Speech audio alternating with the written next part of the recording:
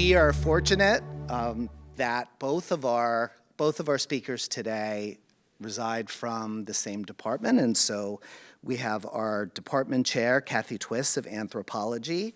She is going to sort of provide our general overview. Now, just a word about Kathy. She studies many things, but is a true leader in the archaeology of food, how it's produced, how it's prepared, how it's built into social structures, and that social piece is such an important part of the way she approaches archaeology, and what it means to consider this within context, public behavior, private behavior. In addition to her own research, which has taken her through Southeast Asia and the Middle East, she leads one of our most thoughtful departments who examine who we are as a species, how we've developed over time, both culturally, behaviorally, and biologically. And part of these examinations look at some of our nearest living relatives, monkeys, apes, and of course lemurs, and now the extinct hominoid species from which we evolved. So we'll have Kathy come up in a second, but I do just want to say, you can't find a researcher at this campus who is not aware of who Kathy is, what she's done. Half of them have published with her, they've done work with her, they have grown from. When we think about Stony Brook being one of the great interdisciplinary universities, we should have Kathy Twiss on the front of the magazine that says that, because she embodies that and she inspires other people to want to work together. So I'm really thrilled that she's here with us today to do our first introduction.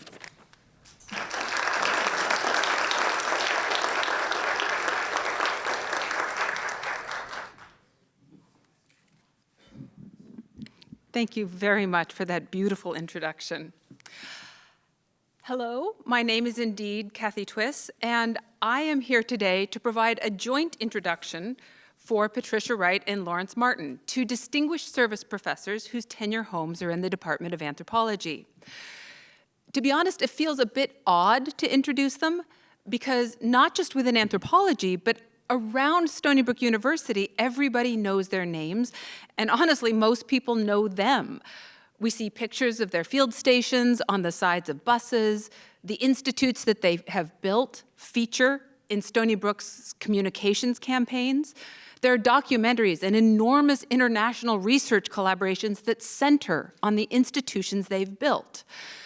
Also, they're both social enough that it's entirely possible that they've chatted with every single person in this room already, and I'm introducing you to your longtime friends, Pat and Lawrence. I think it's actually those social skills, though, that appreciation for other people that has enabled them both to build out what started as relatively normal-scale research institutions into globally important research and education entities. Pat Wright and Lawrence Martin are people who are good at connections. They can say why research matters and how we can all support science and health and deeper insights into the human and natural worlds. They're people who don't just build institutions, they hold our hands and help us all join them. They're distinguished service professors because their work isn't done in solitude, but in service to all. They achieve by bringing together talents and ideas and assets, giving scientists and students and community partners opportunities and platforms that they can use to make the world better. So when the provost invited me to introduce them today by explaining the importance of having two distinguished service faculty in anthropology, I thought they connect us. They connect us to people throughout the university, across the nation, and around the globe. Anthropology is, broadly speaking, the study of humans, and Pat and Lawrence connect our departments to humans on huge and impactful scales. It is, therefore, my privilege to introduce them to the three people in the room who haven't already talked with them. So I believe now I turn to introducing Lawrence specifically. Lawrence Martin has been serving, per his distinguished professorship, higher education and international science for 30 years. He was dean of the graduate school for almost 20 of those years, 1993 to 2012 inclusive. During his deanship, because he wasn't busy enough, he also served Stony Brook for 10 years as associate provost and was director of international programs additionally on top of that, overlayering. I don't know how. But today's talk connects more directly to his time as director of the Turkana Basin Institute, which lasted from 2007 to 2024. As director, he collaborated to develop, build, and operate 2 field research stations in Kenya that to date, scholars and students from almost 100 different institutions and more than 25 different countries have used to facilitate research and education to build out what we know about humanity and the world around us. The infrastructure and logistics provided by TBI, Turkana Basin, are unique on the African continent, and their impact resonates throughout the rest of the world. So, thank you, Lawrence, for all that you have done, and I turn the stage and the microphone over to you.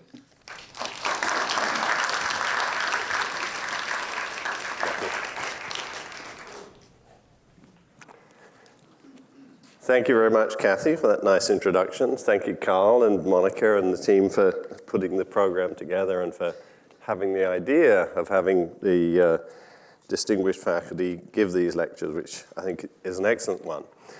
I thought I'd start by telling you just a little bit about how I ended up doing this very interesting job, which I'd never anticipated doing by any means. I don't actually study human evolution. When I did anthropology, I worked on the evolution of apes and the origin of humans, and I kind of lost interest in them once they became humans. I thought that was the less fascinating part. So to end up as director of the Turkana Basin Institute was somewhat surprising. So I came to Stony Brook as an assistant professor in 1985, and I came here for 2 good reasons. Number one was that I'd become friends with Fred Grine at a conference in Cambridge that Bernard Wood here had helped to organize in 1982. And Fred moved to Stony Brook in 1984. And when there was a position here, there were only 2, I'm from the UK in case you haven't guessed. There were only 2 universities in America that I was interested in working at, one of which was Duke and the other was Stony Brook. And the reason was because they were the 2 universities that had the best programs in the world in primate and human evolution. And so when Fred called me and said there was going to be a search at Stony Brook, I applied and was fortunate enough to get the position. What I hadn't been told was that the Department of Anthropology was at the time terrible, and that the well-deserved reputation in ape and human evolution was built largely on the fact that the Department of Anatomical Sciences and the Department of Ecology and Evolution at the time had been persuaded by Bob Sokol, who was then the dean of the graduate school, to collaborate in forming a doctoral program which was genuinely world-class. And so in my second year here, I'd already had my arm twisted to become undergraduate program director, which is no longer allowed on the recommendation of Lawrence Martin at his first retreat of undergraduate program directors. Our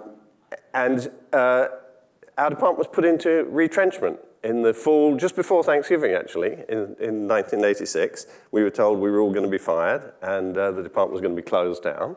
They threatened applied math with the same thing, so we didn't feel too bad. We were just wondering if they knew there were other letters in the alphabet than A and B.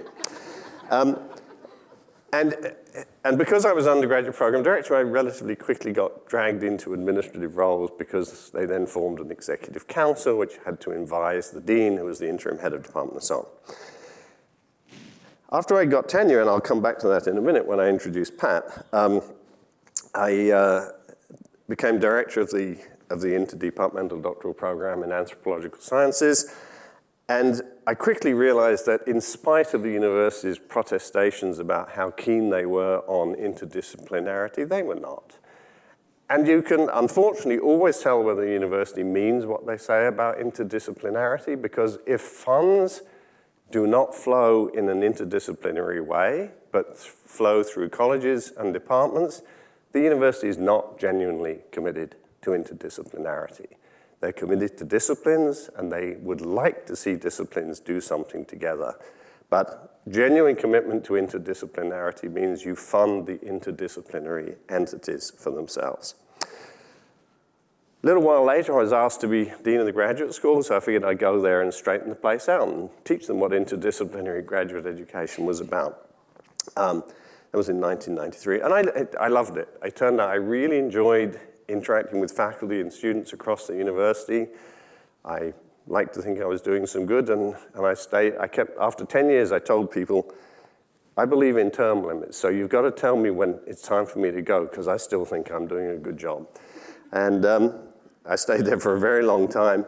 But in the course of that, Richard Leakey came to get an honorary degree that he was nominated for by John Flegel and Fred Grein in 1998. And he and I had met many years previously. We weren't friends, but we got to know each other a little bit. And over a period of several years, we eventually, he visited a number of times, and we eventually recruited him to the faculty of Stony Brook in 2002. And over the next 3 or 4 years, he and I spent a lot of time together and got to know each other pretty well. And when he had the idea of building the Turkana Basin Institute, I was able to facilitate some things because I knew how the administration worked. And we were able to persuade John Flegel from Anatomical Sciences to become the founding director of the Turkana Basin Institute, which he did for the first couple of years. After the first couple of years, when John had done an exceptional job in creating the sort of academic infrastructure for the Institute at the university, John had his own research programs and other activities and wanted to go back to those. So Richard asked me if I would become director, because really it was about raising money and managing money. And I'd been a dean for a long time by that point, so I had some ideas of how to do that. So I did the two things together for about 5 years, which, as Kathy mentioned, was a little crazy. I should, in my conflict of interest, have mentioned I also started a company, Academic Analytics, in which I have a financial interest, irrelevant to today. But yeah, I had a busy schedule.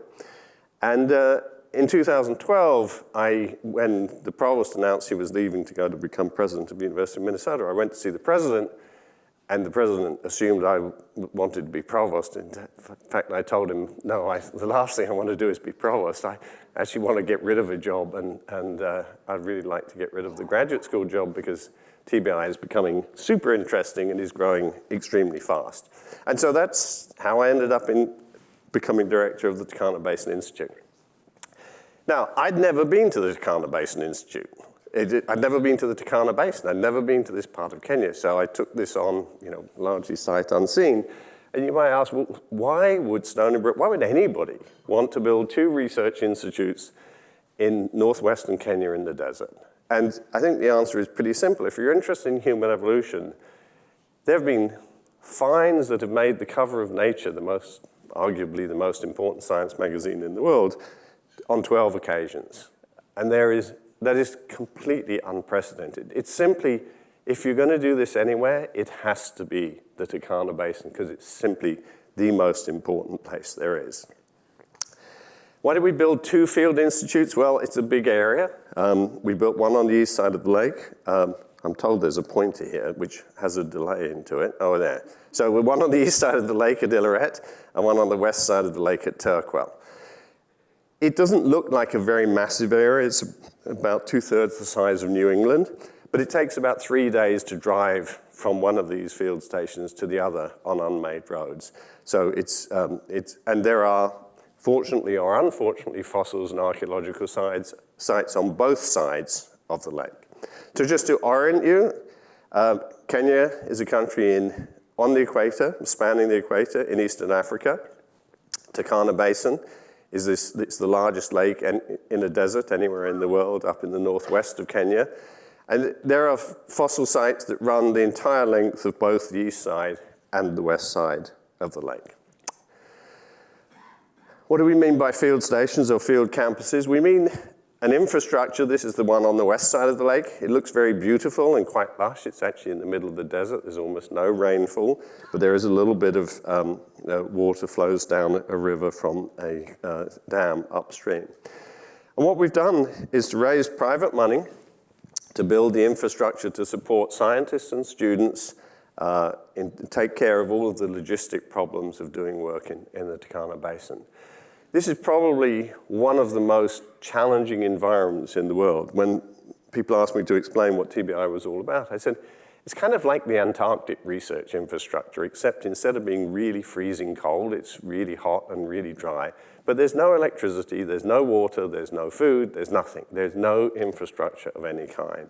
And so we like to say we take care of all of the logistics so scientists can do their science and teachers can do their teaching and they can focus on those things.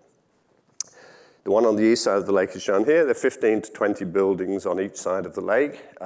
We raised a lot of money. We bought an airplane, $3 million airplane, which makes the logistics of flying here a lot easier because there's no commercial air service. And the field stations really take care of all of the problems. I won't bother to read through this, but we have woodworking, we have metalworking, we have tent making, we have, we purify water, we grow food, we take care of the things that you need so that the scientists who come to visit us can take care of their research. And it's kind of nice. It is in the desert, it's hot, but as we like to say, it's a dry heat, so it's just hot. You won't be dry much of the time because you'll be sweating like crazy, but it's hot, but it's very pleasant. These are very, when I took some donors there, they said, it's not exactly the Four Seasons, is it? And I said, well, no, it's utilitarian, it's meant to be functional, it's meant to be practical. And the reason this has been done is there's so much still to be recovered in the Turkana Basin. When we started, people said, oh, you found all of the fossils, there'll be nothing more to be found. But it turns out there are things from every period of ape and human evolution. There are dinosaurs which have barely been explored. One PhD student from Stony Brook has done a little bit of work there. There's a tremendous amount of work being done in geochronology, ancient climates, climate change, although climates have changed historically over time, so that's we're allowed to talk about that still. We're very interested in adaptations through time, diet, environment, locomotion, tool use. We've always had an interest in ecology, the environment and evolution, and the new director of TBI, Dino Martins, who I'm sure you'll hear from at some point, is an evolutionary ecologist and biologist, has pioneered a lot of the work in that area, so we'll see that continue to develop going forward. One of the things that's kind of neat about the location of the Turkana Basin is that in the last 20 years, one of the revolutions in human evolution has been the understanding that the DNA in every person in this room came out of northeastern Africa in the last 80,000 years. None of the people who came out of East Africa prior to that contributed anything other than a trivial portion of the genome that we carry today. There are some populations in Africa who branched off a little bit earlier than 80,000 years, but the overwhelming majority of people, when you look at, oh, sorry, I was meant to be turning on the pointer without looking.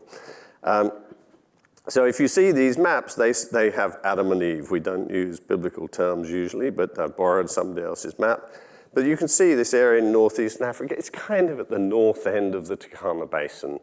And so it's somewhere in that general area. We don't know very specifically where, that all people living on the planet today came from.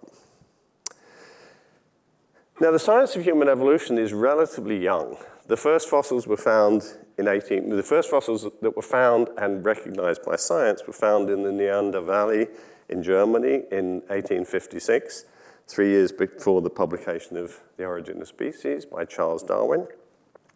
And that led to interest in finding some of these ancient fossils. There were material recovered soon afterwards in Java by Dutch explorers and anatomists.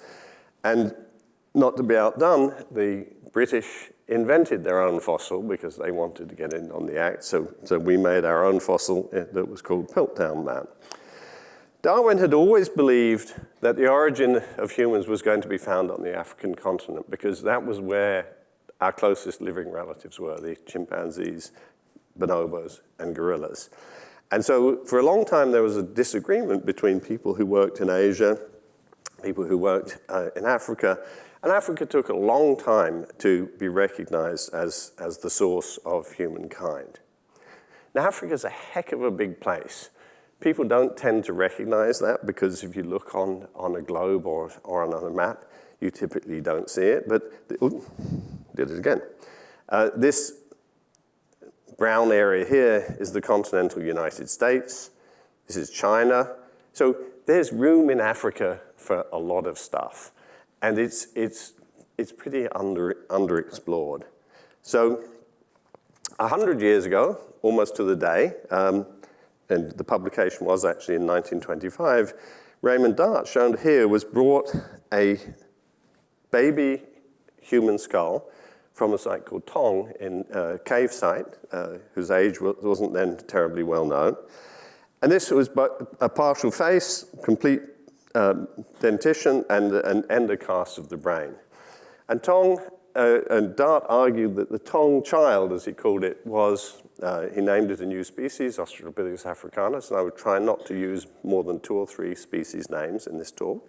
And he argued that this was a biped because the hole in the base of in the back of the skull that the spinal cord goes through was under the middle of the skull rather than towards the back. Dart's work was followed by the discovery of additional fossils from South Africa by Robert Broom and others, including some different species, larger, more heavily built. But they really didn't convince people, particularly in Europe, that Africa was the source of humankind. And although I was very much attached to the Leakey family, one of the great mysteries to me was why Lewis and Mary were giving so much credit for having discovered the African origin of humankind when it had really been done in South Africa for decades previously. But in 1959, Mary Leakey found the skull of Zinjanthropus boisei at Olduvai Gorge, and Lewis and Mary are shown admiring the jaws of this specimen here. And one of the critical things about Olduvai Gorge was that not only was the specimen nicely preserved, but for the first time ever, an absolute date was able to be established for the age of the sediments overlying the fossil. And this is a reproduction of a letter from Garnis Curtis, who was at UC Berkeley, running the geochronology lab. And at the time, people believed the Pleistocene was about 500,000 years old. So imagine their surprise when they came back and said, the date we have so far is 1.75 million years. And they don't know exactly how old it is, but Olduvai man is old, old, old. And I think it was the combination of this beautiful, the great skill that Lewis in particular had of communicating the significance of his finds, and the fact that we had an absolute date that made this discovery in Olduvai so important. One of the reasons I give a very different talk than many of my colleagues who really do study human evolution is because I find it a little tiring that every 3 months you see a news story that there's a new find from somewhere and it's completely overturned everything we know about human evolution. And it really doesn't. It sort of builds to the story. And I think one of the things I've appreciated over the last 20 years working closely with lots of people who came to see Richard and worked with us was how much knowledge has accumulated so that we may not know all of the details, and all of these new finds are indeed incredibly interesting and important, but the sort of overall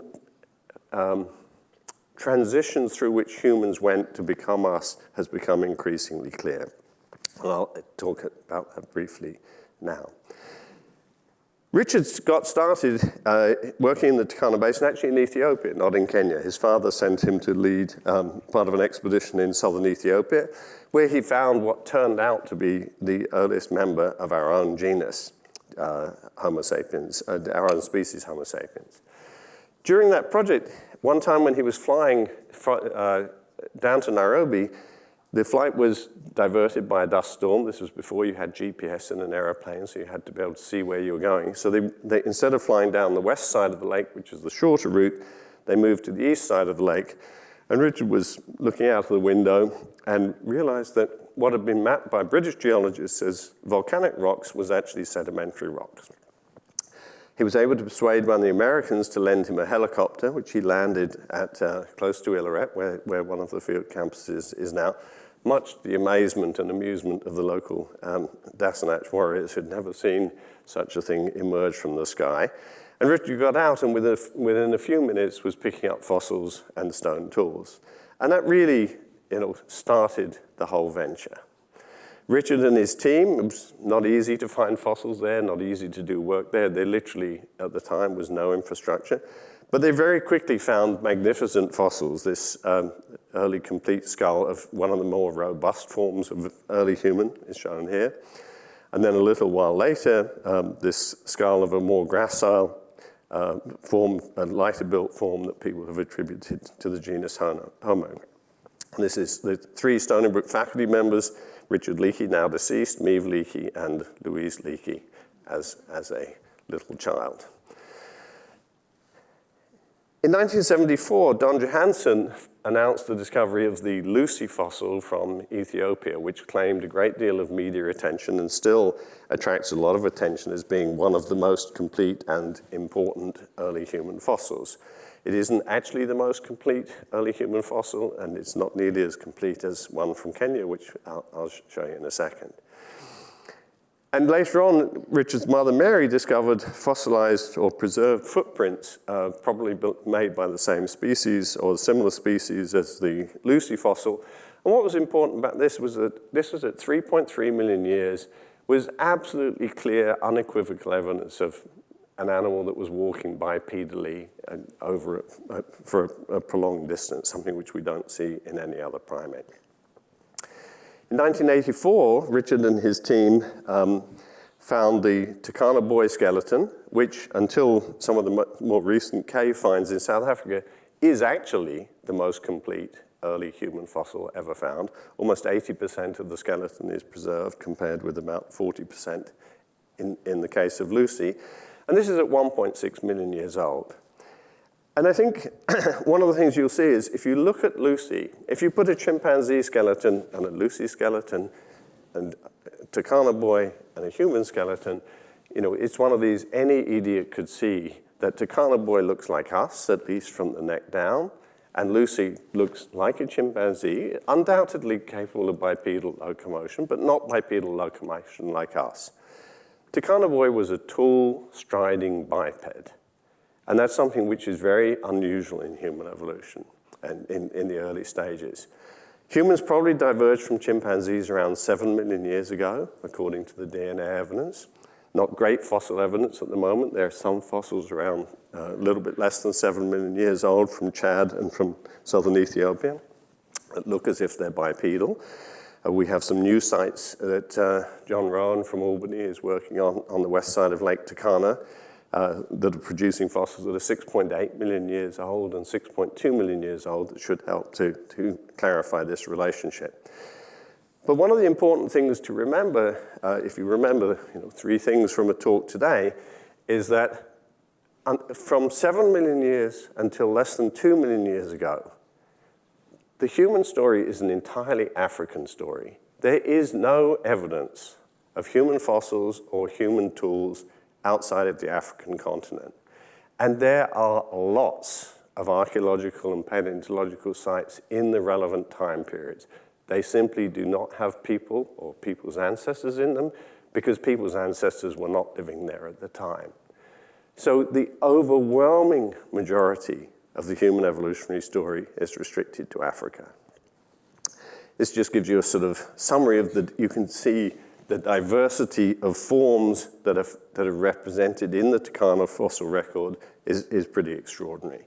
And that's because so much time is embedded there. Now, when Richard first took me there and said, we're going to build an institute, and there's going to be labs, and I'd never built anything. I had no idea how you build a building. It turned out, fortunately, Richard did. He was this is a great picture of him, just super casual. Build a lab, And he'd go around with his walking stick and make lines in the sand, and people would start digging holes. But it turned into a real institute. And when I first visited him at his farm, I realized Richard had never lived on the grid. He'd never had electricity or a telephone or piped water or piped sewage or anything. He'd always done everything like this himself, so it was kind of second nature. And the Institute, even in early stages, we could accommodate a lot of people, and it stimulated a lot of international science.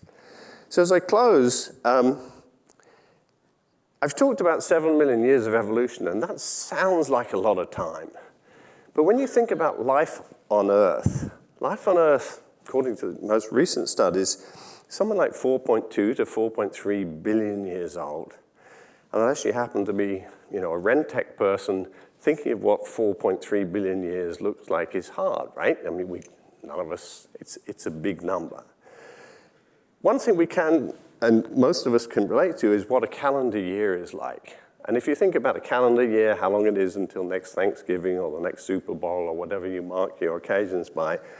So if you think about a calendar year in terms of of how long life's been on the planet, each day is 12 million years long. And just to give you some context of that, and that means until November 10th, there was life, but it was all unicellular life. Viruses, bacteria, not very exciting stuff. And the first complex organisms appear, around November 10th. Mammals, dinosaurs, appear around December 10th. Dinosaurs get wiped out on Boxing Day, December 26th. And that's the time when mammals really get going. Humans and chimpanzees separated on New Year's Eve. Kind of 11 o'clock in the morning. We started walking upright on two legs at about 2:30 on New Year's Eve. Started making stone tools around 3:30, 4 o'clock on New Year's Eve. We became the genus Homo maybe around 6 o'clock on New Year's Eve. And we didn't become the people who became us until we're filling our champagne glasses to toast the new year. So the whole 7 million years of human history has been found at tremendous efforts by huge numbers of people working in very challenging locations around the world can be squeezed in to New Year's Eve. And so the idea that this isn't our planet, we're just borrowing it, and maybe only for a very short time, the way things are going, is very real. I mean, the whole of human history can be packed into one day when we think about life on Earth. And with that, as context, I'll leave you. Thank you.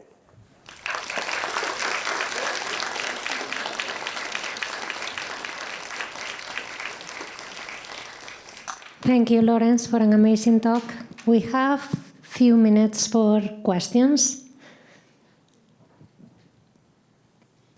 Lawrence, the Dominici finds were really striking at the time, putting a date on when Homo was finally able to spread its wings and go into temperate territory and so on. How is that story emerging? Do we have other contemporary finds now in Eurasia? There aren't very many, Paul. And so Dominici is in southern Georgia, and it's the oldest site I'm aware of outside of the African continent where you have humans found, and they're exquisitely preserved human fossils, about 1.8 million years old as far as we can tell. I mean, it would be lovely to have something in Kenya that was complete around 1.8, 1.9 million years, but they don't look, to me, Bernard probably correct me after this, but they don't look terribly different to the kind of morphological space that Turkana Boy occupies. And for me, I mean, there's a couple of things. Other primates got in and out of Africa in the time period when humans were not leaving Africa. So humans and human ancestors were much more tied to certain environmental types, but also, honestly, leaving on 4 legs was much easier than leaving on 2 legs if you walked the way Lucy walked, I suspect. And I think the fact that Turkana Boy and the human ancestors that had existed from probably a couple of million years on with tall striding bipeds is probably a significant factor in how humans got out of Africa when they did. And yes, from that point, humans went all over Africa and Asia. And successive waves of human ancestors went out, but none of them became us. And that, to me, is the truly remarkable thing. The people who became us left maybe, I mean, the genetics say 40 to 80,000 years ago. They got to Australia by 60,000 years ago.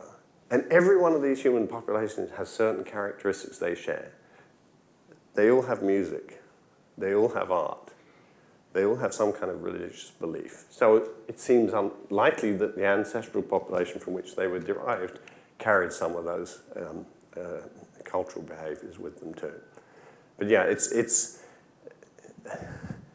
the question is what enabled that, and I mean, did they march out? I mean, obviously these people had no idea where they were going when they were migrating.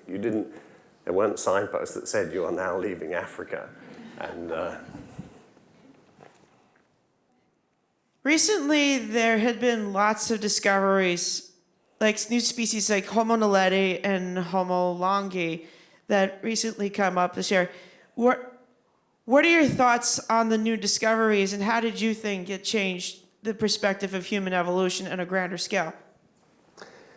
so I think what is most striking about these new discoveries is the diversity of humans that existed over much of the human evolutionary period. Because I find it easier to communicate in the broad stages, I haven't focused on the diversity. Most of my colleagues will, they'll tell you, 5 different names and they're different bump on this bone or this tooth that, signify the differences. And that's really important stuff. And I think the thing about the South African, I mean, if you had told me 20 years ago that for the last 100,000 years, there were 4, 5, or 6 different types of humans running around in the world, I and everybody else would have said you're crazy. I mean, it just didn't seem... When the Hobbit fossils were first reported from Indonesia, it was just, how on earth could this happen? And then you start finding these things in South Africa and so on. I think that the fact that, and now we know that until 40,000 years ago, there were at least 4 or 5 different types of people who were, very similar to us in many ways. But they didn't make it to the present day.